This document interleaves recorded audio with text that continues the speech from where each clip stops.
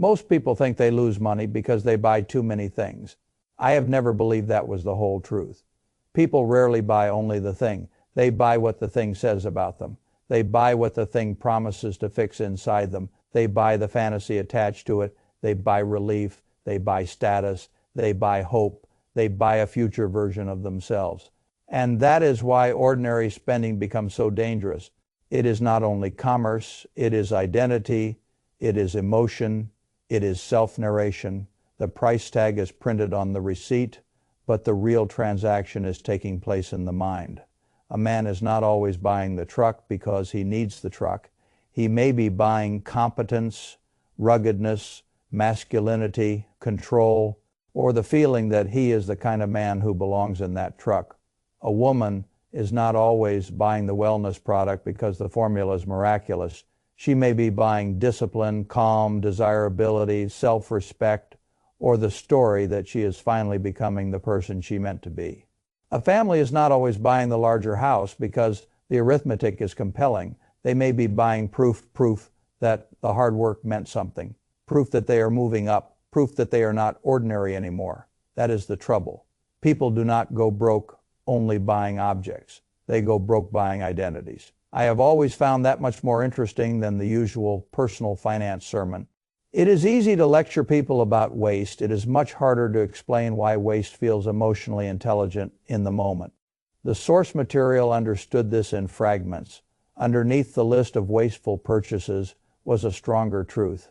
Most people are not losing to obviously evil spending. They are losing to purchases that feel normal, justified, and self-expressive because the culture has already written a flattering story around them. Fay Philocite, Fay turn 27, file 0 Fay, that is the story I want to rewrite. Not do not buy anything, not live like a monk, not punish yourself into wealth. I do not admire random deprivation. I admire consciousness. The point is not to hate consumption.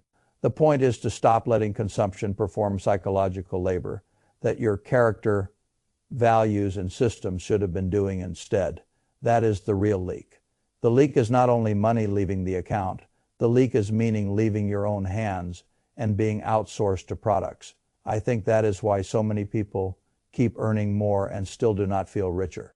Their purchases are trying to solve questions that money can only solve badly. Who am I? Am I doing well? Am I attractive? Am I disciplined? Am I safe? Am I respected? Am I finally becoming the person I thought I would be? The market is delighted to answer those questions for a fee. That does not mean the answers are any good. Take the car first, because the car reveals more about human beings than most people want to admit. A car can be transportation. A car can also be autobiography. That distinction matters. Dealerships understand this perfectly. They are not merely selling engineering. They are selling identity. The language proves it. Capability, premium, confidence, freedom, command, success. It is all emotional architecture. Then they pair that identity pitch with the most dangerous phrase in consumer finance, monthly payment. Once the mind accepts monthly payment as the frame, the transaction is no longer about total cost. It is about emotional self. Recognition at a price low enough to feel survivable right now. That is how people buy years of obligation in exchange for a feeling they mistake for progress. I have watched people with ordinary incomes finance extraordinary vehicles and then explain it with impressive sincerity. It is practical. It is safer. It is more reliable. It is what I need for work.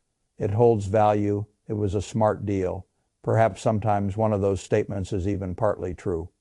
But what is often left unsaid is the deepest sentence of all: I want to feel like the kind of person who drives this. Once that is the real motive, clear math becomes difficult because vanity always hates being treated like vanity. That is why money and ego are such an explosive combination. The same logic appears in home renovations. A deck is rarely just a deck. A kitchen is rarely just a kitchen. A bathroom is rarely just a bathroom. People talk about resale value because it sounds mature, but very often they are buying emotional legitimacy. They want a home that tells the right story about how adulthood turned out. The renovated kitchen says, "We made it." The outdoor space says, "We live well." The finished basement says we are organized and stable and capable of hosting the life we imagined. Again, none of this is evil. Beauty matters. Enjoyment matters. Pride in your home matters, but when you borrow heavily for aesthetic validation and call it investing, now you have mixed self-deception with interest expense. That is a costly cocktail. The truth is simpler and therefore more useful. If you want a luxury, call it a luxury if you can afford it. Wonderful if you cannot. Wait, but do not transform desire into fake arithmetic just to quiet the part of you that knows the purchase has more to do with self-image than return on capital. I have always believed people become stronger the moment they can say, I want this, simply because I want it. That sentence contains more wisdom than all the fake investment language in the world. Once the motive is honest, the decision becomes clean, save for it or skip it. What create $10 million? A luxury itself. It is the lying the culture trains people to lie beautifully. That is one reason the phrase, I deserve it, is so financially dangerous. Of course you may deserve something pleasant. That is not the issue. The issue is that deserving has no natural relationship to affordability, sequence, opportunity cost, or long-term goals. The sentence feels morally satisfying, which is exactly why it bypasses the more adult questions. Should I pay cash? What does this displace? How long have I wanted it? Is this aligned with the life I actually value or only with the mood I am in? If the sentence, I deserve it, arrives before those questions, then desire is already running the meeting. That rarely ends well. Self-care spending follows the same pattern and may be even more seductive because it comes draped in the language of healing. I want to be very careful here. Real care matters enormously, therapy matters, sleep matters, exercise matters, time off matters. A person who never restores himself becomes brittle. But the market has learned to use self-care as a cloak for spending that is not planned, not needed, and not actually repairing anything. A bad week becomes a premium purchase. A stressful month becomes an expensive package. Emotional fatigue becomes a shopping style. That is not care. That is mood regulation through payments. Again, if it is planned and truly valued, enjoy it. But if stress is constantly voting on your wallet, then your budget is not a plan. It is a symptom tracker, and that is no way to build wealth. What makes these categories so dangerous is that they feel virtuous. The person spending does not feel reckless. He feels deep. He feels deserving. He feels wise. He feels like he is investing in himself. That is why ordinary advice often fails. You can tell people to cut spending, but if the spending is tied to identity and emotional soothing, they will not hear cut spending. They will hear abandon yourself. That is too crude. The smarter move is different. Separate the genuine values from the expensive theater wrapped around them. Maybe you truly care about health. Fine, that does not mean every health. Coded purchase is wise. Maybe you truly care about being organized. Fine, that does not mean a high-end planner, a premium desk, a redesign of your office, and 6 productivity apps are the same as actually becoming organized. Maybe you truly care about fitness. Fine, that does not mean a machine solves discipline. Maybe you truly care about beauty. Fine. That does not mean every upgrade to your home is a financial no-brainer. The object is often less important than the fantasy attached to it. That is why aspiration spending is so persistent. A Peloton is not merely a bike. It is a shortcut to the self-image of the disciplined person. A premium kitchen appliance is not merely a tool. It is a shortcut to the image of the capable homemaker or the healthy eater or the refined host. A luxury watch is not merely a device. It is a shortcut to certainty, taste, and achievement. A sports car is not merely performance. It is a shortcut to youth, control, and significance. I am not judging any particular object here. I am judging unconsciousness. Unconsciousness is what makes the spending destructive. If you buy the watch because you genuinely love watches and have consciously funded that pleasure, good for you. If you buy it because you are frightened by your own ordinariness and need to wear reassurance on your wrist, then the watch is doing emotional labor it can never do well enough. That is why people keep upgrading. The purchase did not solve the real problem, so another purchase gets nominated. That is how consumer life turns into an endless referendum on self-worth. I want people off that treadmill. One of the cleanest ways off it is what I think of as identity delay. Before you buy the tool, become the person in the simplest available way. Want to be fit? Prove it with free workouts first. Want to be organized? Organize a cheap notebook and your calendar for 90 days first. Want to cook? Cook with what you already have first. Want to meditate? Sit on the floor first. Want to become well-read? Read the books you own first. Want to become stylish? Edit your closet first. If the behavior survives without the expensive prop, then perhaps the upgraded tool has earned the right to exist, but do not purchase the costume before the character. Hope should cost less than it does. That principle alone would save people fortunes. Subscriptions are another form of identity outsourcing. A streaming service says you are someone who relaxes well. A premium app says you are someone optimizing life. A niche membership says you are part of an informed tribe. A newsletter stack says you are serious. A box service says you are curated. Each one is trivial enough not to trigger alarm. That is precisely why they are effective. They colonize the monthly statement with tiny declarations of who you are supposed to be, and over time they become a tax on passivity. Passivity is expensive, I say that often, because it remains true in almost every category. Most people are not consciously approving their recurring life, they are inheriting it. A decision made once gets renewed indefinitely because cancellation feels like a tiny confrontation with your past self. So the service stays, the app stays, the plan stays, the premium tier stays, the annual fee stays. Money keeps leaving, not because the current you loves the expense, but because the current you has not bothered to challenge it. I think quarterly reviews are the cure for this. Sit down, read the statement, ask every recurring expense to justify its continued existence. That is not neurotic. That is leadership. If an expense cannot explain why it belongs in your life, remove it. Otherwise, your money starts serving archived versions of your preferences instead of your present values. The same principle applies to complexity. Complexity is one of the most effective status products in personal finance. People see a complicated strategy, an intricate product, a clever app, a fancy dashboard, a sophisticated insurance structure, or a 1% assets under management fee wrapped in elegant language, and they feel they are buying seriousness. What they may actually be buying is margin for the seller. Complexity flatters the buyer because it makes him feel he has graduated from ordinary solutions. Meanwhile, the plain path, the employer match, the low-cost index fund, the Roth contribution, the simple automatic transfer looks too simple to be worthy.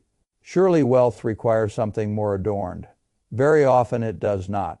Very often complexity is just confusion with a sales team. The source material was right to attack this. People who feel behind are especially vulnerable to complicated solutions because the simple solution feels emotionally insulting. If I was supposed to start 10 years ago, then surely the answer now must be intricate. That is how fear gets monetized. A person who cannot tolerate the ordinary power of simple repeated investing becomes easy prey for ornate nonsense. I prefer the ordinary power. The more years I spend around money, the more I admire things that are boring and effective: automatic investing, low fees, clear categories, a short list of priorities, good questions, little friction between income and saving, and much more friction between impulse and spending. Those are not thrilling ideas. But thrilling ideas are not usually the source of lasting wealth. The same visual trick occurs with advisor fees. 1% sounds like almost nothing. That is why it is so brilliant. People compare it to a restaurant upcharge or a modest price difference at a store. They do not mentally connect 1% to the compounding drag on a six-figure or seven-figure portfolio over decades. They focus on visible consumption while ignoring invisible extraction. That is not because they are stupid. It is because the human mind is bad at respecting small percentages attached to large time horizons. Good financial behavior requires seeing what the eye does not naturally respect. This is one reason housing myths are so persistent too. Buy a home. People say renting is throwing money away. I have never liked slogans that attempt to do arithmetic's job. A primary residence can be a lovely lifestyle purchase. It can also be a mediocre or weak investment. Once you account for interest, taxes, maintenance, insurance, transaction costs, and opportunity cost. Sometimes renting is not throwing money away at all. Sometimes it is buying flexibility, preserving capital, and avoiding a concentration bet in one illiquid asset. Sometimes buying is correct, sometimes renting is correct. Numbers first, then values, never the reverse. That is the adult rule. Numbers first, then values. I use the same standard on travel cards, lounge access, loyalty status, premium subscriptions, and all the modern architecture of tiny luxury. Some of it is useful, some of it is silly. The question is whether the value is real or whether the image is carrying the whole transaction. A person paying hundreds of dollars in annual fees to feel elevated at an airport twice a year is not optimizing finance. He is renting a feeling. There is nothing wrong with renting a feeling knowingly. There is something wrong with calling it strategy. That is why the Rich Life framework is so powerful. When used honestly, spend extravagantly where you genuinely care. Travel, beauty, health, convenience, generosity, art, education, family experiences, whatever truly lights up your life, but then slash mercilessly everywhere else. Once your genuine values are named, many expenses lose their emotional camouflage. They stop being self-expression and start being clutter. A person without clear values experiences every cut as deprivation. A person with clear values experiences many cuts as liberation. That is the shift I want. Not smaller life, clearer life. When I look across the spending categories in this reference file, I do not really see 20 separate purchases. I see recurring lies. The lie that a monthly payment makes a decision small. The lie that a product can install discipline. The lie that a luxury becomes wise when called an investment. The lie that self-care justifies any emotional purchase. The lie that complexity is sophistication. The lie that fees are harmless because they are abstract. The lie that homeownership is always the superior moral and financial path. The lie that buying the future version of yourself is the same as becoming her or him. All of these lies are expensive, and none of them announces itself dramatically. That is why people miss them. Financial damage usually arrives wearing soft language and social permission. It looks normal, it sounds normal, it feels earned. That is what makes it dangerous. A spectacular mistake triggers alarm. A culturally approved leak becomes routine. That is why awareness matters more than austerity. I do not want people ashamed of wanting beautiful things. I want them honest about why they want them. I do not want people to stop spending. I want them to stop spending automatically. I do not want them frightened of pleasure. I want them cautious of self-deception, because the hidden cost of all this is not only the money gone, it is the future crowded out. Every recurring dollar that leaves without intention is a vote against optionality, against investing, against saving, against recovery capacity, against generosity later, against the freedom to say no when life becomes difficult, against the ability to buy what actually matters when it truly matters. That is why conscious spending is so powerful.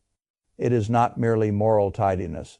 It is defense of future room, room to invest, room to save, room to breathe, room to absorb mistakes, room to say yes to opportunity, room to say no to nonsense. That room is the beginning of wealth. And I have always believed that the people who become quietly wealthy are often not better deprived than everyone else. They are just less willing to let the market decide who they are and what their money means. They buy less identity, they buy less sedation, they buy less fantasy, they buy more truth, and truth, while less glamorous in the short run, compounds beautifully over time. That is the kind of rich life I respect. Not the life with the most approved purchases. The life where spending is aligned, honest, and strong enough to leave the future bigger than the present. That is not a smaller life. It is a better one.